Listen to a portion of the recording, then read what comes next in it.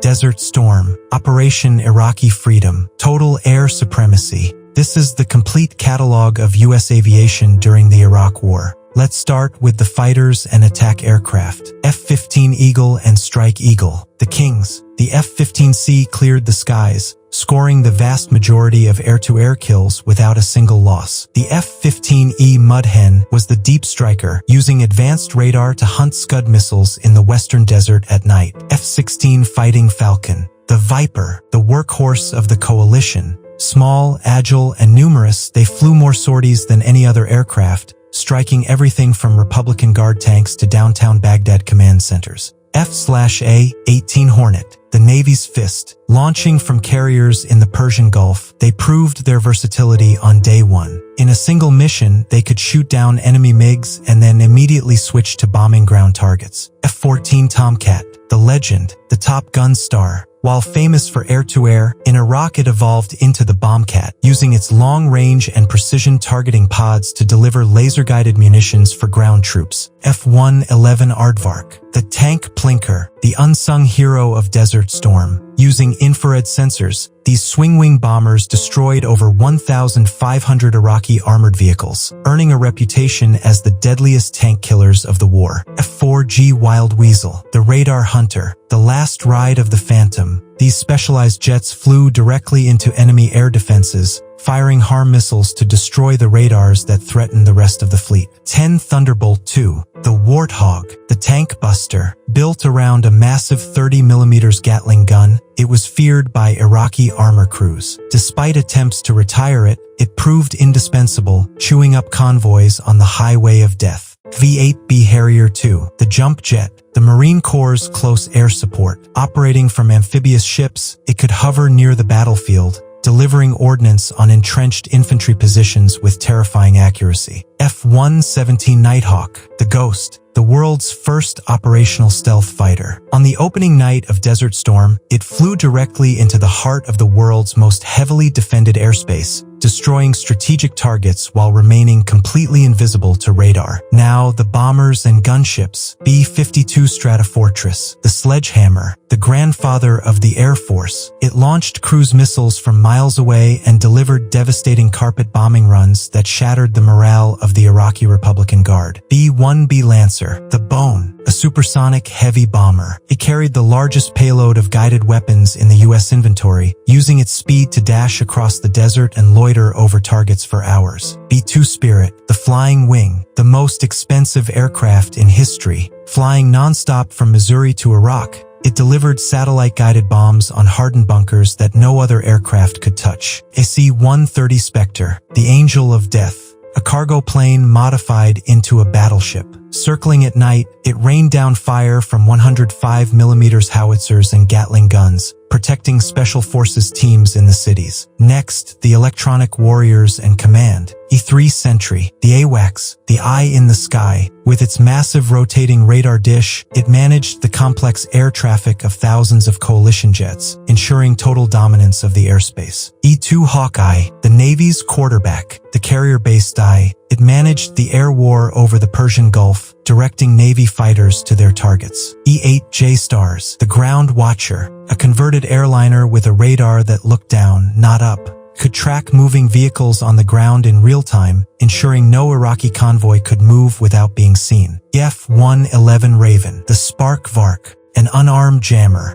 It flew with the strike packages, flooding the airwaves with electronic noise to blind Iraqi radars. EA-6B Prowler, the Jammer, the Navy's electronic shield. It escorted strike packages, blasting electronic noise to blind enemy surface-to-air missile radars so the fighters could survive. EC-130 Compass Call, the Disruptor. It jammed enemy communications, preventing Iraqi commanders from issuing orders to their troops. EC-130J Commando Solo, the Voice, a flying radio station used for psychological operations. It broadcasted messages to the Iraqi army and civilians, urging them to surrender and giving instructions on how to stay safe. RC-135 Rivet Joint, the Listener. It vacuumed up electronic signals, listening to enemy radio traffic to locate targets for the bombers. RC-12 Guardrail, the Army's Spy, a modified civilian plane bristling with antennas. It intercepted tactical radio and cell phone communications to pinpoint high-value targets for ground commanders. P-3 Orion, the land hunter, originally built to hunt Soviet submarines. In Iraq, it flew overland, using its powerful sensors and cameras to track insurgents planting IEDs in the desert.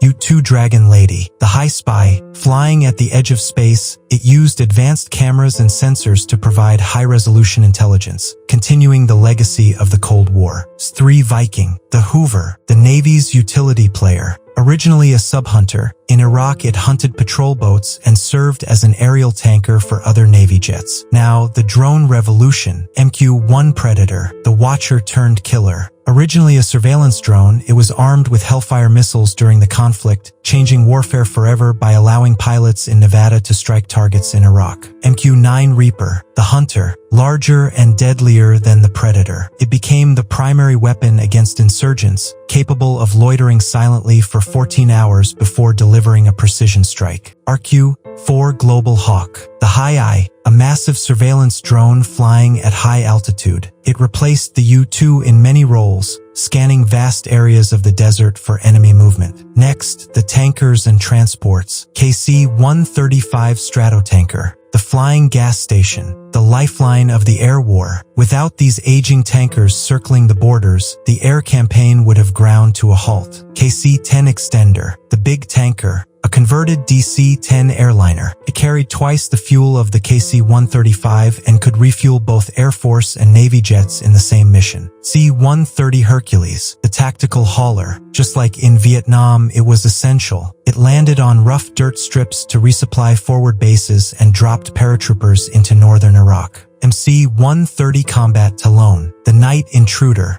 a blacked-out Hercules filled with electronic countermeasures. It slipped into enemy territory at treetop level to insert Navy SEALs and Delta Force operators. C-17 Globemaster III, the strategic link, the modern heavy lifter. It could carry an M1 Abrams tank from the US directly to a short runway in Iraq, bridging the gap between strategic and tactical airlift. C-5 Galaxy, the Titan, the largest plane in the US inventory. It moved the massive sheer tonnage of the U.S. Army, carrying helicopters and armor across the ocean to the theater of war. C-2 Greyhound, the mailman, the carrier onboard delivery aircraft. It kept the aircraft carriers supplied with parts, mail, and personnel. Finally, the helicopters. AH-64 Apache, the tank killer, the longbow. It fired the first shots of Desert Storm, destroying radar sites. In the open desert, its Hellfire missiles decimated Iraqi armor columns from beyond visual range. AH-1 Super Cobra, the Snake, the Marines' attack helicopter. Smaller than the Apache but just as aggressive, it provided close protection for Marine convoys pushing toward Baghdad. UH-60 Black Hawk, the modern taxi. Replacing the Huey, it became the icon of modern air assault. Fast and durable, it moved troops into battle and evacuated the wounded under fire. MH-60 Pave Hawk, the Rescue Angel, the Air Force's special search and rescue helicopter. Equipped with a refueling probe, it flew deep behind enemy lines to pick up downed pilots. MH-53 Pave Low, the Lead Wolf, a massive special operations helicopter packed with terrain-following radar. It led the Apaches into Iraq on the first night of the war to blind the enemy radar network. CH-53E Super Stallion, the Hurricane Maker, the largest helicopter in the U.S. military. It carried heavy artillery and light armored vehicles for the Marines. H-46 Sea Knight, the Frog,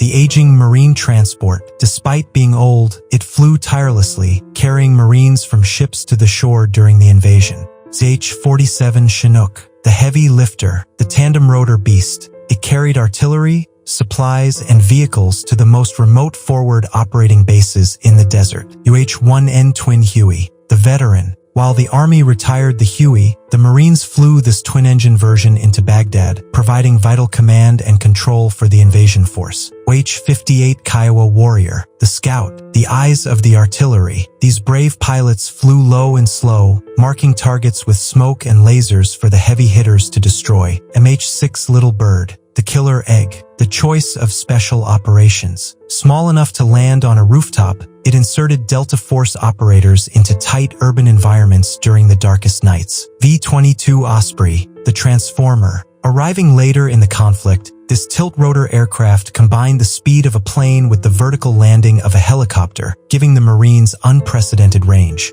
From the precision of the laser-guided bomb to the silence of the stealth fighter, the Iraq War redefined air supremacy for the digital age. This is the Wardex,